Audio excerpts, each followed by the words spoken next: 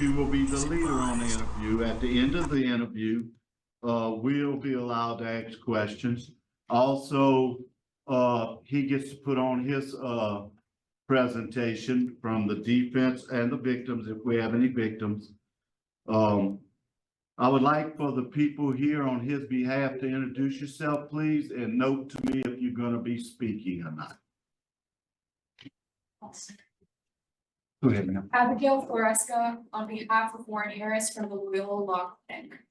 Okay, I will be speaking. and we're gonna let you speak last. We'll let the offender speak second to last, so you will be the last one to talk. Okay? Ma'am, sir, your name? Oh, good morning. My name is Stanislav Moroz. I'm an attorney. I'm just assisting Ms. Floresca, but I won't be speaking.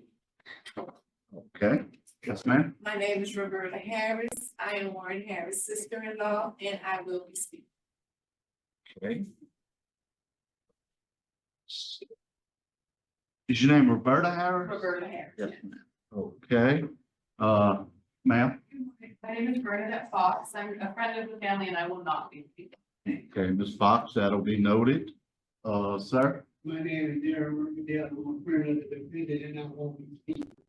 okay, I see we have the parole project on here. I'll call you at the proper time, for you to speak. Also with the people at Anagola, the staff first, would you introduce yourself? Deputy Warden Tracy Falgood, Reginald Latin, Rural Classifications. Carmen Shipley, Offender Records. Jody Sturgeon, program consultant. Are there anyone there, Warden Falgood, to speak on the inmate's behalf? No, sir.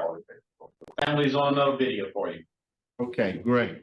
With, those of you on video, would you like to identify yourself? And you gotta take it off of mute. Good morning, sir. Giacomo Castro Giovanni. I'm a staff attorney with Loyola Law School. I'm here for supervision of Ms. Abigail Floresca, attorney for Mr. Harris, student attorney for Mr. Harris. And I will not be speaking. Okay, sir. Good Anyone else? morning. Good morning. My name is Brenda Palmer.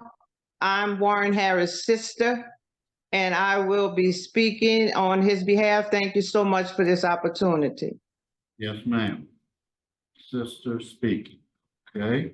Anyone else? My name is Katasha Harris. I'm Warren Harris's niece, and I believe you've met your three-person max. That was on, yes, ma'am, we have. See, the attorney doesn't count, and we have two other speakers. We have, okay. Okay, but we will note that you are here for support. Anyone else? Okay, Mr. Harris, won't you, introduce yourself and give me your DLC number for the record? My name is Warren Harris. My DOC number is 91119. Okay. Mr. Harris, I'm gonna read some information for the record. Please stop and correct me if you think anything is wrong, okay, sir? Yes, sir. Okay. First off, you've said your name and your DOC number. You're serving a life sentence on 3 murders. You were sentenced in 1977 to life sentence. And at the time, I think you were 16 years old. Yes, sir, I was. Okay. All right. Your case today has been signed to Ms. Ledoux. Please answer any records that she may have. Good morning, Mr. Any Harris. questions? Good morning, ma'am.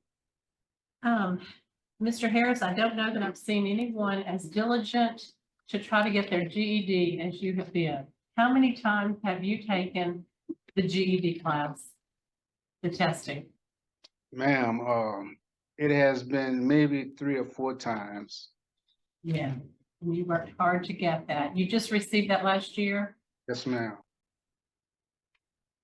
So Mr. Harris, you were a juvenile lifer and were you resentenced or were you just given parole? Did you have to go back to court to be resentenced? I was resentenced, yes, ma'am. And in what year was that?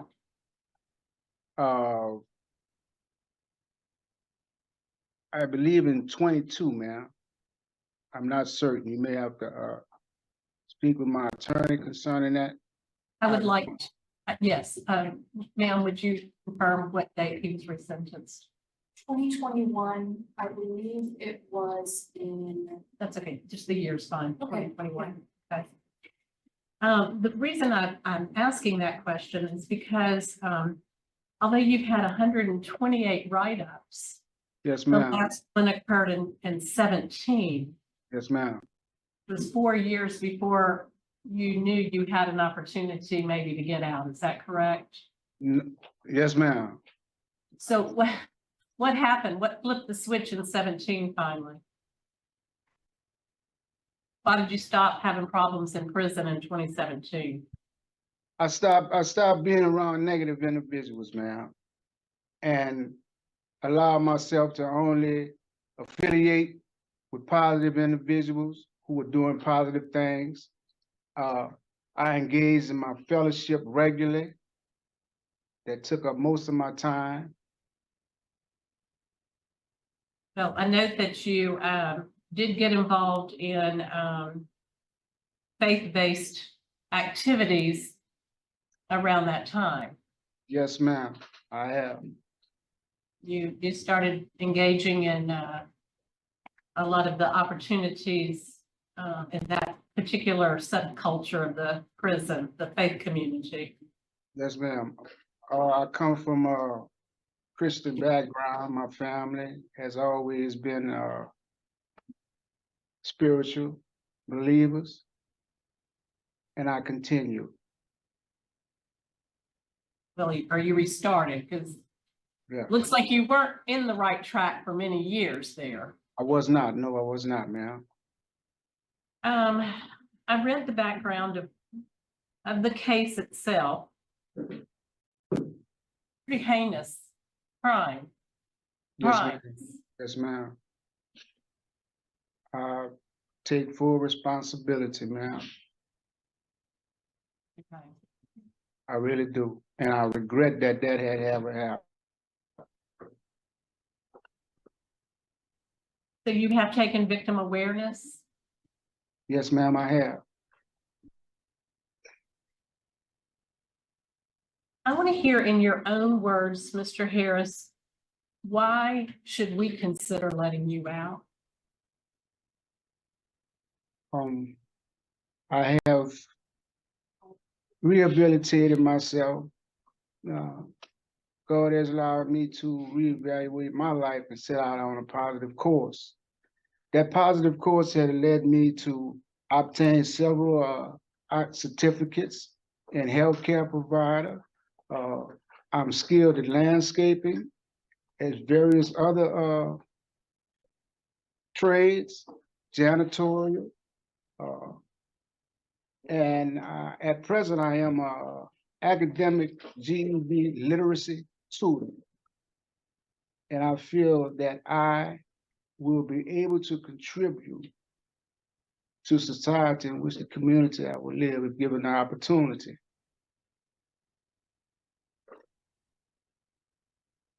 Were you personally aware of any of your victims, or were these chance happenings?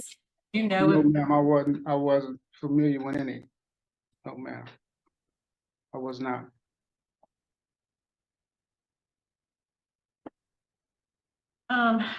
in the record, it indicates that you haven't had family visits, but I do see that you have your sister and a niece. So you've been having Yes. visits pretty often at the Ma'am, state penitentiary? only when they are able to.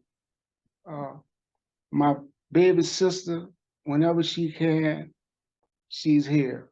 My niece, whenever she's available and has the time, she will come also.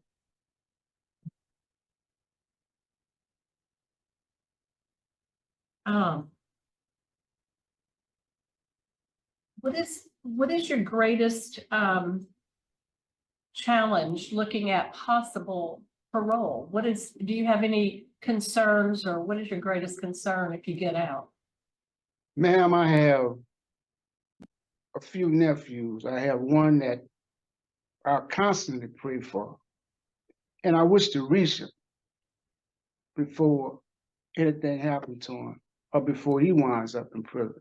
Not just him, maybe a few of his friends. You know, I would like to reach him.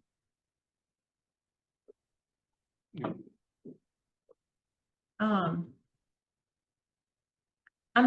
gonna reserve the right to come back and ask more questions later, but at this time, Mr. Freeman, I'm gonna turn it back over to you. Mr. Prater, you have any questions? Yes, sir. Mr. Harris, Yes, sir. you pled or you were found guilty of killing three. Yes, sir. Were those at different times? Tell me about the time in between each. It was different times. How long was it between each one? I'm trying to understand the crime. I don't care about the gory details.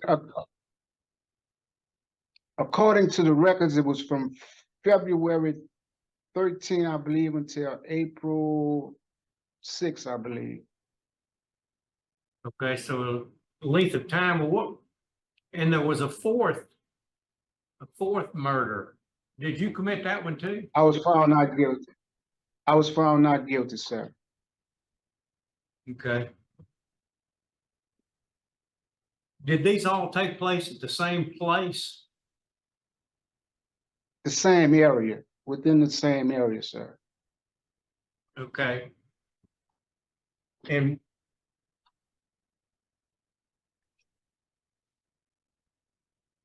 I'm trying to distinguish and find out, it sounds almost like a serial killer, okay? I mean, that's, with my background, that's what it sounds like. So what was the MO of this serial killer? I understand. I was a young juvenile, teenager, no sense of direction, a high school dropout. Swallowing all kind of pills and anything you could think of at that time, you know. And I just, sorry it happened, and I just wasn't in the right state of mind, sir. Yes, I mean, did you set these murders up in order to rob the people? Or No, was- sir, it was not a setup. It was not a setup at all. Then why did you? I was in need of money to support the drugs I was using at the time. I became affiliated with some of the victims, you know, and was asked to accompany them to their home. And at the time, when we entered the home, I robbed and killed those men. And I regret it. And I'm so sorry every day. I regret it. That's all that I have. Thank you, Mr. Harris. Okay, Mr. Harris, I just have one question. What have you done to address your drug problem since you've been in Angola? I have taken drug courses, living in balance, step 1 and 2. You plan I will, up when you get out? sir? Do you plan on following up if you Yes, were sir. to? Yes, sir. I will certainly follow up. And I'm sure Mr. Myers will have some stuff to say about that, when he speaks. Okay, I have no further questions. So now we will go to the family. First, Roberta Harris, sister-in-law. That's me. Okay, you want to speak first? Oh, on behalf of Warren, I just wanted to. You go up there to the podium, ma'am. On behalf of Warren, I am his sister-in-law. I met Warren, through his brother David. I'm married to David. Met Warren in '76 when his brother and I met. When I met Warren, he was, this kind and gentle person. He stayed right next door to the grandmother, Miss Julia. And Warren was always taking care. He looked out for her. He made sure she had everything. He made sure his mother had everything. He made sure his siblings had everything. But like he admitted, with the drugs that he got, a hold of too, it just did something to his mind to just make him do things out of the ordinary. But he was raised in a Christian family. His grandfather was a minister. His mother sang in the choir. They were required to go to church on Sunday. But like you said, once he got out into the streets and those drugs got a hold of his mind and his brain, he dropped out, and then we just don't know what happened from there. But we still love him. Okay, thank you, ma'am. Thank you. Okay, Mr. Kerry Myers? Good morning, Kerry Myers with Louisiana Parole Project. This board already knows Mr. Harris was 16 years old, addicted, had been addicted for some time before he committed these crimes. We also know that 16-year-olds and addiction can lead to some horrible consequences. We know why the brain science says that juveniles are different. But Mr. Harris, I think Ms. Ledoux said it correctly, 7 years ago, the light completely clicked on before he knew he was going to be parole eligible. And he rededicated his life spiritually. He worked very hard on his GED, his programs. Mr. Harris is now not a 16-year-old addicted child. He is a 64-year-old man who has served 46 years for these crimes. He has a support system. One of the things that will happen immediately, address any concerns that you may have about that, Mr. Freeman, is he will get an evaluation, substance abuse and mental health evaluation from our social work staff. And we'll make sure that any recommendations are followed through that. Not only that, after 46 years, from a 16-year-old now to a 64-year-old man, he's going to need the type of services that we can provide, that the in essence detoxification from the institutionalization that he's been involved in for the last 46 years. And that's what our program is absolutely geared to do. He will learn technology. He will, in steps, he will learn social norms, which are certainly different from when he entered prison. He will have the ability to continue to access our social work department. He will learn financial management. He is still healthy. He is still employable. He has employment waiting for him. His sister has offered him housing and has been supportive throughout this time. We're here to help him through that for as long as it needs to be.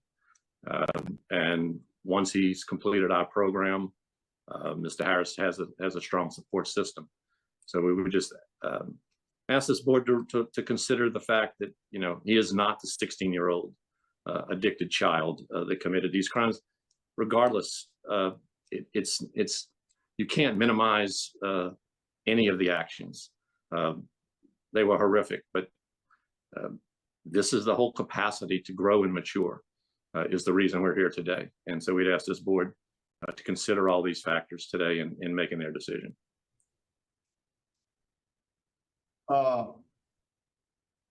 Before I go to the subject and the lawyer, Warden Falvey, do you have any comments you would like to make? Yes, sir. Good morning. You were talking about the history of Warren's record, and at one time he did have a Class A trustee status. He worked in beautification for us outside the fences for 8 years. Then 15 15, lost that on a write-up, had that other write-up in 17. He's worked his way back up to a Class A again. When he did back in 2017, worked his way back up to a Min B.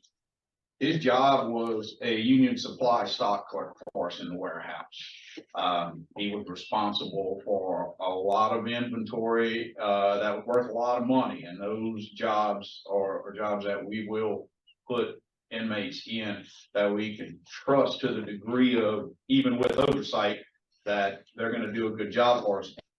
And he did that until 18, when he went into his full-time GED. And I think he was 6 times in his GED attempts, and finally there, and now he's a tutor. So yeah, he definitely in 17, as you guys stated, has done a good job in turning that corner and maintaining his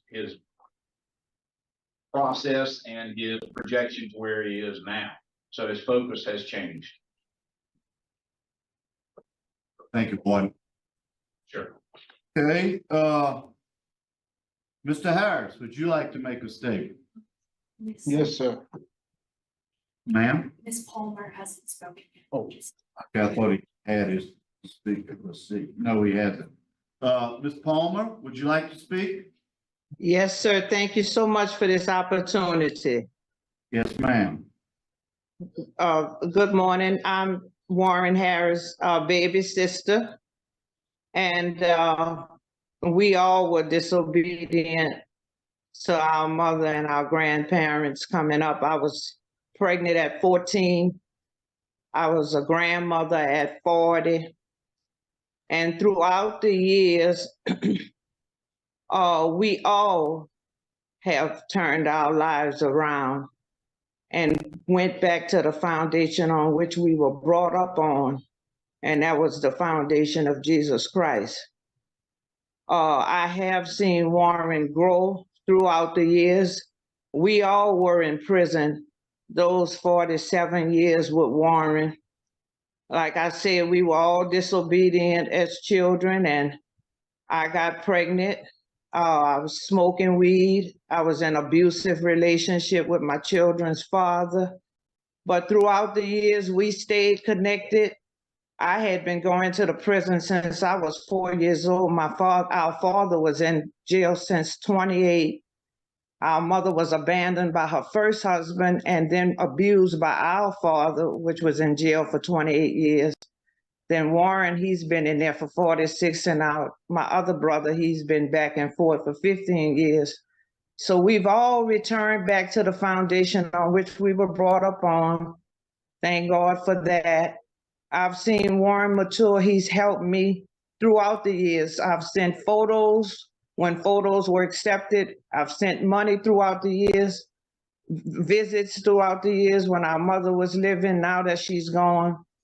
Now I'm a great-grandmother at the age of 60.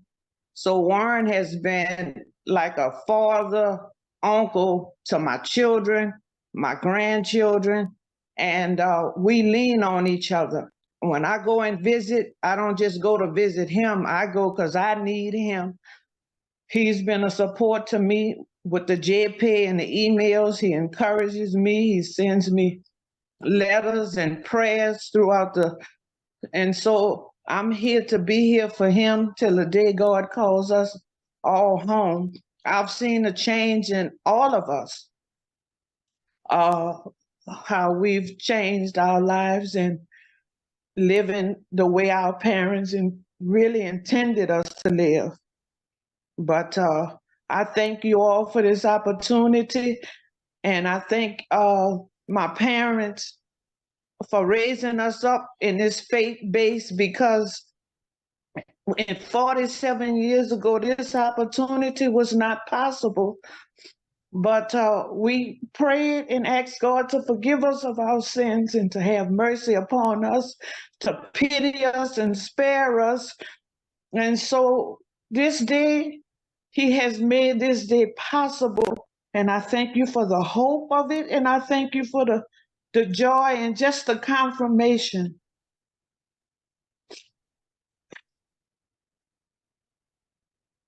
Thank you, ma'am. Appreciate it.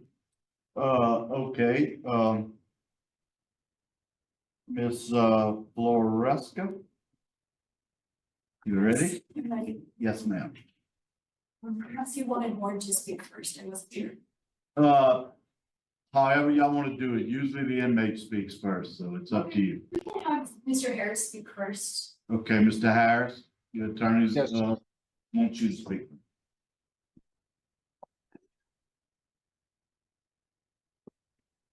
Thank you for allowing me this opportunity. This morning, I now have the opportunity to address the Savall family, Palmer family, and the Delano family. This matter should have been addressed years ago, but because of matters concerning contact, I was not able to do so. To each family member of the victims, I sincerely apologize for taking the lives of your loved ones. I'm truly sorry and regret what had happened 46 years ago. Your family has suffered many years missing someone very special who has been taken away from you. I'm truly sorry. During my years of incarceration, guilty feelings has gripped me deeply. My guilt has motivated me to call out to God, asking for his help, for change within myself. My prayer had been answered. God allowed me to reevaluate my life and set me out on a positive course.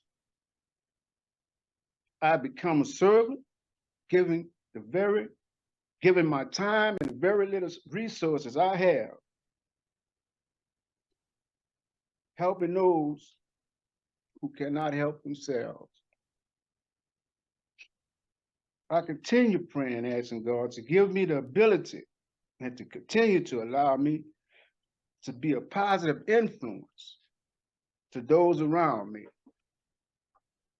I'm truly sorry and regret the offense I had committed. I apologize to the community for these crimes were committed.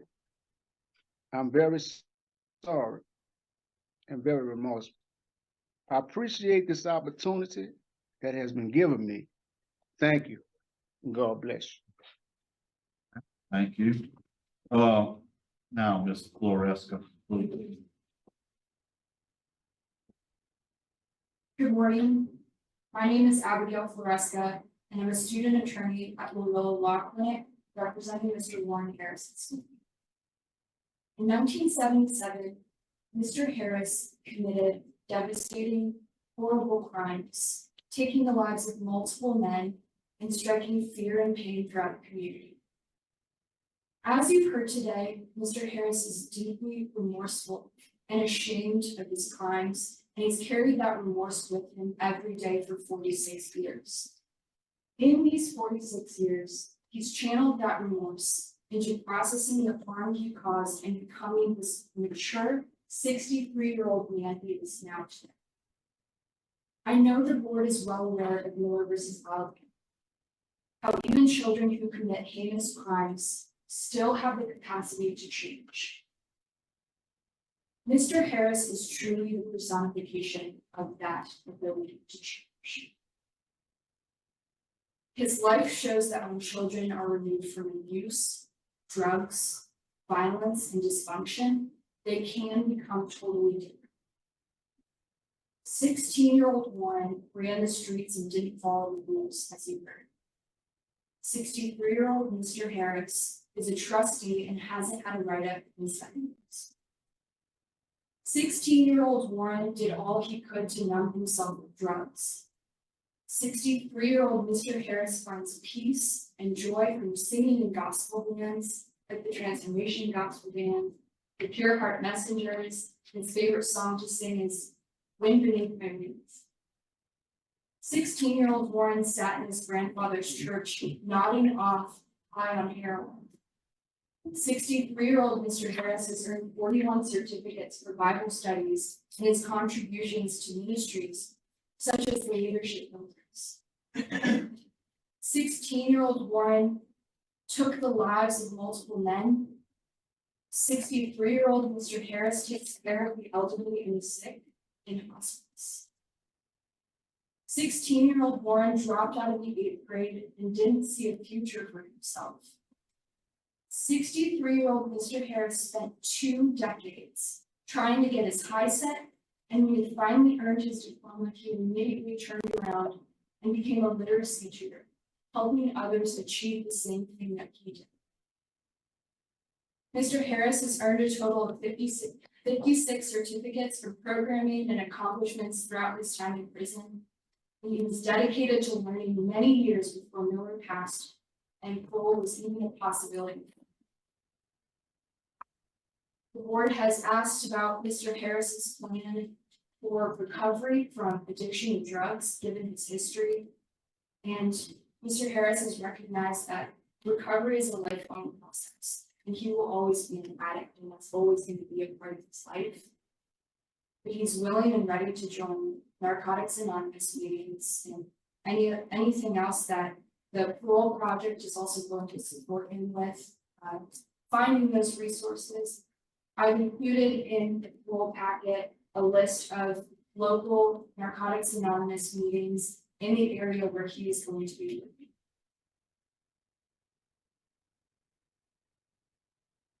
Should the board grant parole, Mr. Harris has the support of his family, his friends, and the Parole Project. As you've heard, the Parole Project is going to help him with reentry and everything that he's going to be needing, navigating, coming to the free worlds after 46 years. His sister Brenda has supported Mr. Harris his entire time in prison, visiting him, supporting him, and she's ready to give back to him as well. Mr. Harris is also hoping to give back, as you heard, mentoring his 9 grandnieces and nephews, continuing to sing and worship, and doing landscaping, a passion he discovered while at Angola, striving to make the world around him more beautiful. The significance of Miller hearings is that children who have spent the majority of their lives incarcerated have the opportunity to show they've changed. And in 46 years, Mr. Harris has done just that.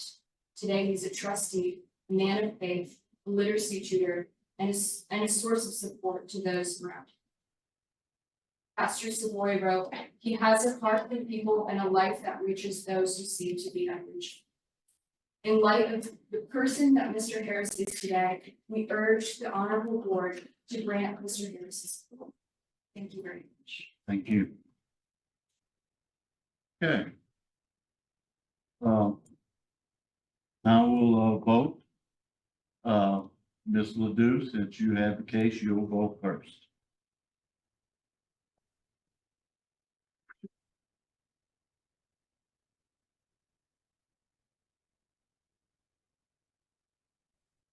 Mr. Harris, you have to understand, all of us take this role very, very seriously. And I read all 200 pages of your file several times. And I've gone back and forth on this. Hearing you today was very insightful. You have a low risk assessment on the tools that we are provided with. You have good plans for your release. You have what I consider adequate institutional educational accomplishments. I can't change what you have done in taking the lives of those people. Many times I ask myself before I make a vote, would I live next door to this person? Would I be afraid to live next door to this person? Mr. Harris, there's still some things in your record that concern me, some of the write-ups that you've had, especially the 21s. Okay, I'll be honest. Okay. 21. But At this point, after 47 years of incarceration, I believe that you're ready for the streets.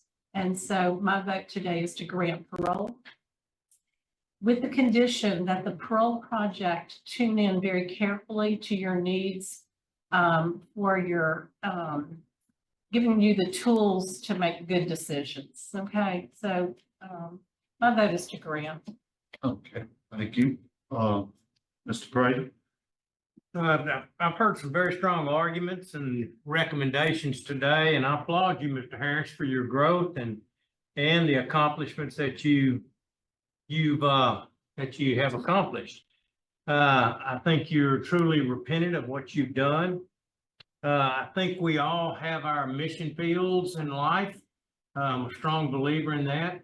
I truly believe that your mission field is there at Angola, at Louisiana State Penitentiary. And it's similar to, I guess in my mind, it's similar to a person that might smoke and then develop cancer and then quit smoking. They still have the cancer. They still have to pay the price for what they did. And so having said all of that, and considering the fact that you were given 3 life sentences to run consecutively, my vote is to deny. Okay, thank you. Okay, I looked at this, Mr. Harris, in a lot of ways. You were 16 years old when this occurred. You were on drugs real bad. Yes, That does not make any excuses for what you did. It was, like your lawyer said, it was a very horrific crime. But I do feel that you've done all you can do in Angola. That Thank you. that your work is done there, but you have plenty of work left.